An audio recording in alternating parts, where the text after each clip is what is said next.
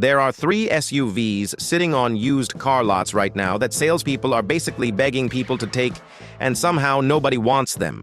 The first one? Mechanics secretly recommended. The second one? It's so reliable it's honestly boring.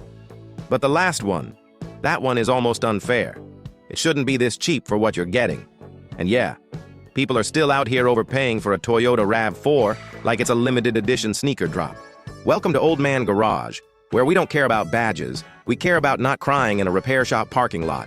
I've spent over 2 decades under cars, around cars, and occasionally yelling at cars. And I've watched people ignore some of the best SUVs ever made just because the logo didn't impress their neighbor. Today we're fixing that. All right, let's start with one that confuses me every single time I see it sitting unsold.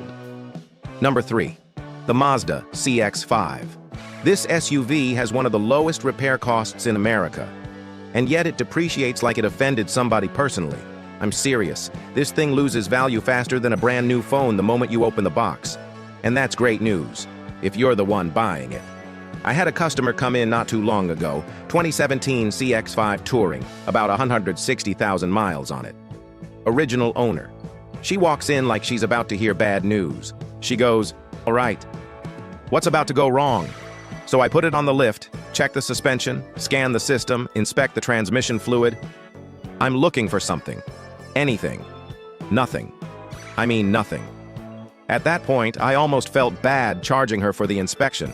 I was like, "Ma'am, you basically brought me a perfectly functioning appliance." The only thing I told her, "Come back in another 30,000 miles. She looked at me like I just told her dog could do her taxes. Here's why these things are so solid. Mazda didn't try to be cute with this car. No turbocharger that turns into a ticking time bomb at 100,000 miles. No CVT transmission pretending to be smooth while slowly planning your financial downfall. Just a naturally aspirated 2.5-liter 4-cylinder engine, paired with a traditional 6-speed automatic. Simple, proven, boring. And boring is exactly what you want when you're talking about reliability. Mazda calls it the Skyactiv G engine, and here's the nerdy part. It runs a compression ratio of 13:1. That's high.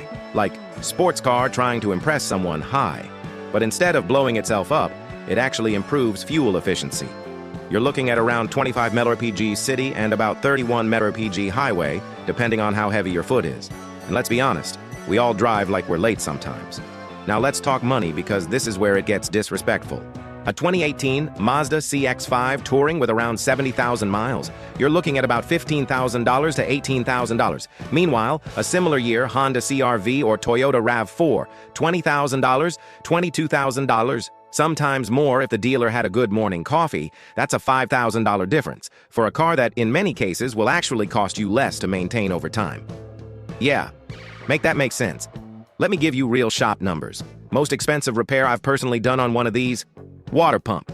Cost the customer about $580 total. That's not a repair bill. That's a mildly painful dinner in Los Angeles.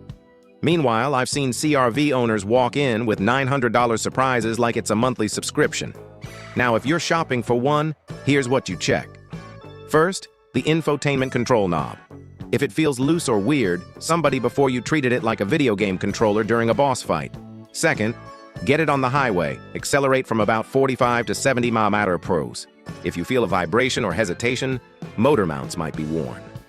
About a $400 fix. Not the end of the world, but don't pay full price like everything's perfect. Third, check the paint around the hood and rear wheel wells, especially on 2017 and 2018 models. Some of them had paint issues. Nothing catastrophic, but if it looks like it's peeling like a bad sunburn, negotiate. So who should buy this? If you want a reliable daily driver that won't drain your wallet, this is it. If you actually enjoy driving, like turning corners without feeling like you're steering a refrigerator, this is definitely it. Mazda somehow made an SUV that handles better than it has any right to. Who should skip it? If you need a ton of cargo space, yeah, it's a little tighter than a RAV4. If you're planning to resell in 3 years and want maximum value, the market still hasn't fully caught on to how good these are. And if you're trying to go full off-road warrior mode, this ain't it, Chief. Here's the simple math. Buy it for $16,000. Drive it for 150,000 miles. Spend maybe $2,500 to $3,000 total on maintenance. That's not a car. That's a financial cheat code. And the crazy part? It still gets ignored. which is perfect, because that means you can still get one before everyone else wakes up. Now, if this one already surprised you, the next SUV is the one mechanics actually smile when they see pull into the shop. Not because it's broken, but because it's so easy to work on, it almost feels like cheating.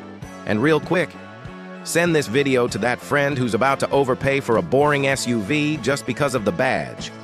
You might actually save them a few $1,000s and a few headaches. Number 2, the Kia Sorento. Now this one is funny, because this is the SUV that people walk past on the lot like it just told an awkward joke. Meanwhile, mechanics are over here like, yeah, I'd trust that with my kids, and that right there should tell you everything. I had a guy come in last year, mid-40s, 3 kids, looked tired in the way only minivans and school schedules can make you. He was about to buy a 2017 Ford Explorer, 92,000 miles. Dealer wanted $1,800. He asked me to check it out. So I did what I always do. Pulled the history, looked at upcoming maintenance, checked common issues, and I told him straight up, you're about to spend almost $20,000 on a car that's going to ask you for another $3,000 real soon. That EcoBoost engine? Great when it's working. When it's not, congratulations, you've unlocked turbo problems and cooling system drama.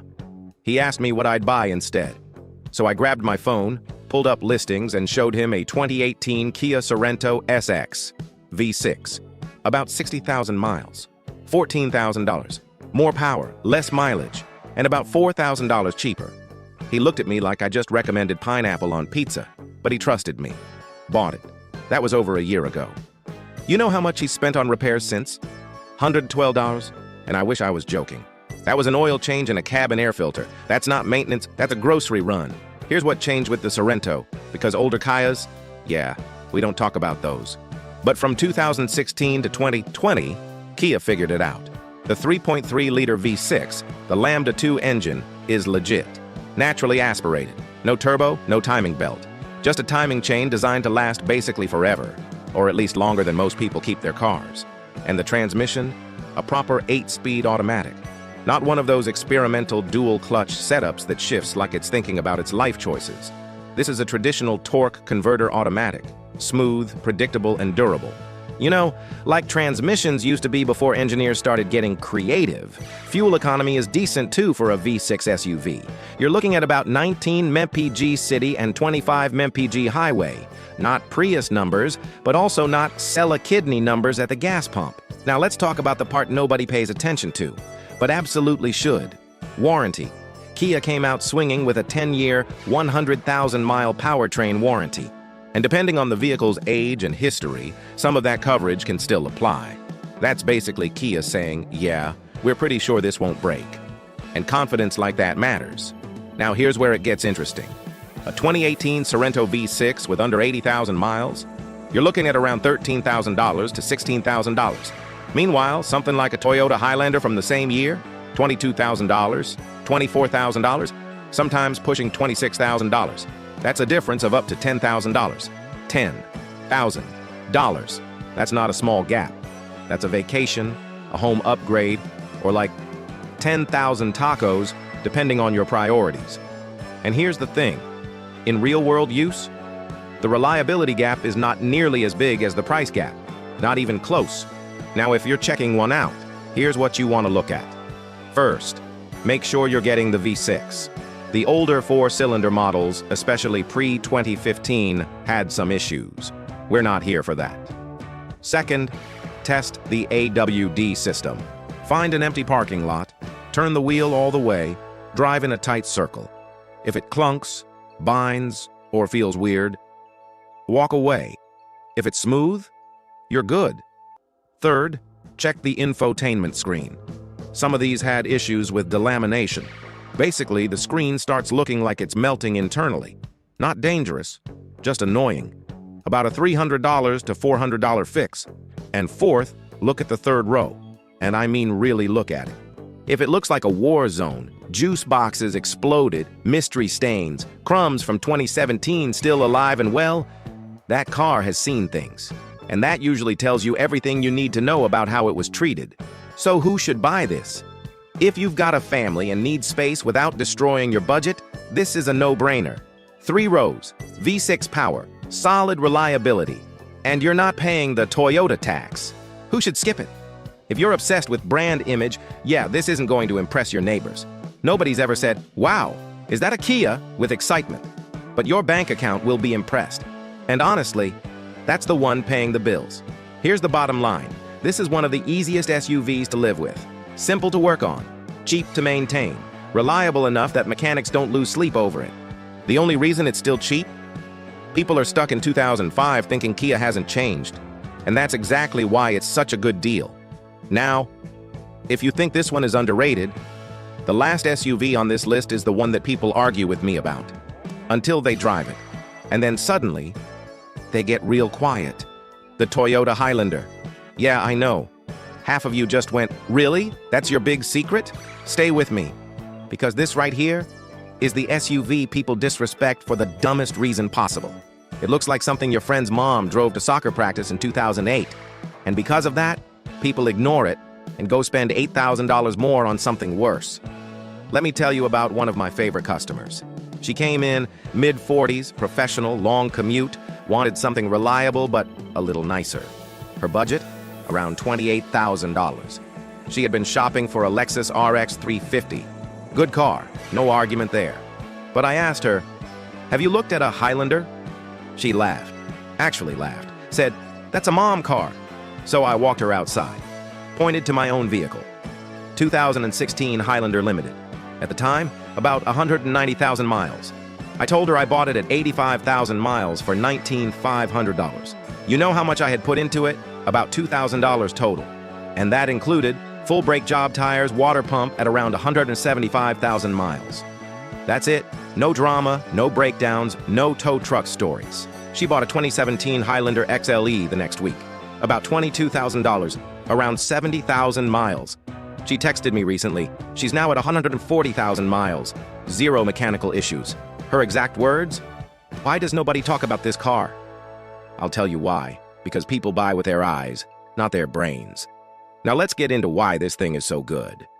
The 2014 to 2019 Highlander comes with the 3.5-liter V6, the 2GR engine family. And if you know anything about Toyota, you know that engine is basically immortal. Same DNA as what you get in the Lexus RX. Same block, same engineering philosophy. Just without the luxury tax. No turbo, no timing belt, timing chain, no nonsense. Just an engine that wakes up every morning and goes, "Yeah, I'll do another 300,000 miles. Why not?" I've personally seen multiple of these go over 300,000 miles. Not internet story miles. Real cars, real customers, original transmissions. The kind of reliability that makes mechanics slightly bored and very happy. Now let's talk transmission. If you go 2017 and newer, you get an 8-speed automatic. Smooth, efficient, and tough. 2014 to 2016, 6-speed automatic.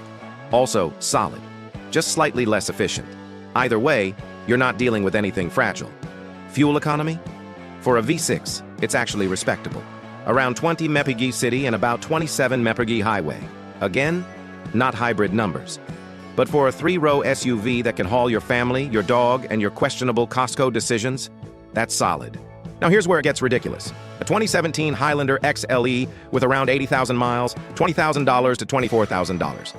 Now compare that to a similar Lexus RX 350, $27,000, $30,000, sometimes more. That's a $7,000 to $10,000 difference for vehicles that are mechanically cousins. And if you go look at a Toyota 4Runner, now you're talking $32,000 to $38,000 for less space, worse fuel economy.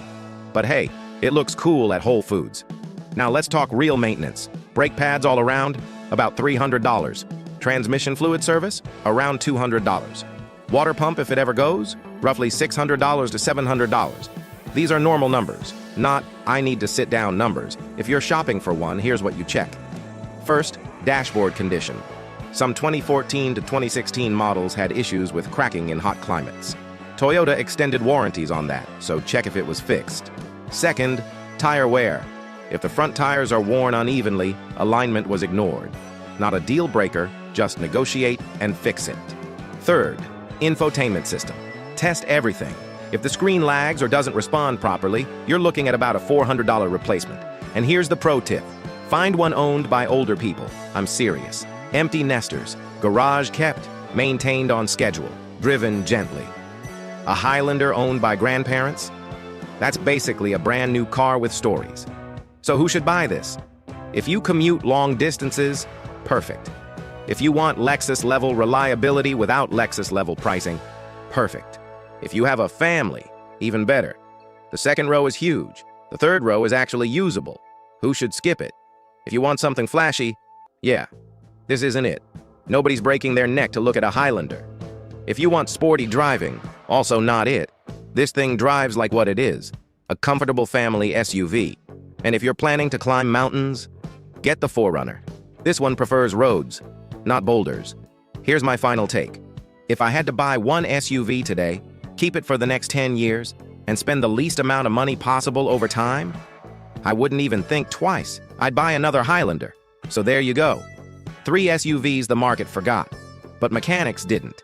The Mazda CX-5, cheap, reliable, and way more fun than it should be. The Kia Sorento, practical, durable, and criminally underrated. And the Toyota Highlander, the smartest SUV purchase most people will never consider. Next time you're on a dealer lot and someone tries to sell you something premium with a monthly payment that feels like rent, you'll know better. If this helped you, hit that like button. It tells the algorithm you're trying to make smarter decisions. And honestly, we need more of that. Subscribe to Old Man Garage for more no BS car advice.